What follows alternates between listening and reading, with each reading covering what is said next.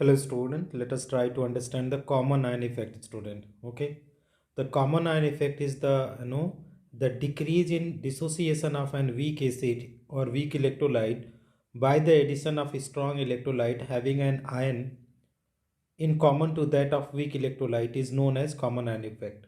Means that is we are having a student that is weak acid is there. Suppose acetic acid is there, and in this acetic acid if you are adding sodium acetate, which is the salt of weak acid and strong base, it will completely ionize, and having the acetate ion here student CH3 COO minus, and this is also having the acetate ion common to that. Okay, both is having common, so it is 100% dissociate, and it is the few percent. So in the solution condition, that is acetate ion in the forward, in the product is more.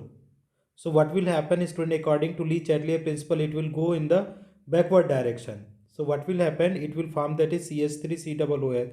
This means the dissociation of CH3COOH is decreased, which is known as what? Common ion effect. One question they have asked, student, when sodium chloride is added to the solution of AgCl, then the solubility of AgCl decreases. And now dear student, suppose we are having the AgCl, it is reversibly dissociated in Ag plus Cl minus. And if you talk about NaCl, strong electrolyte, it is completely dissociating into Na plus Cl minus. Now you student, you can see what we will be able to find, that is both are having the Cl ion common to that. Okay, and now this Cl ion, what will do, the in product side it is greater in concentration, so this reaction will be reversed. This is irreversible, cannot be reversed. Only this reversible reaction can be reversed. So more AgCl will form. Means the dissociation of AgCl will decrease. So this is the another example of common ion effect. Here the concentration of OH minus ion decreases on addition of NH4Cl salt. Explain.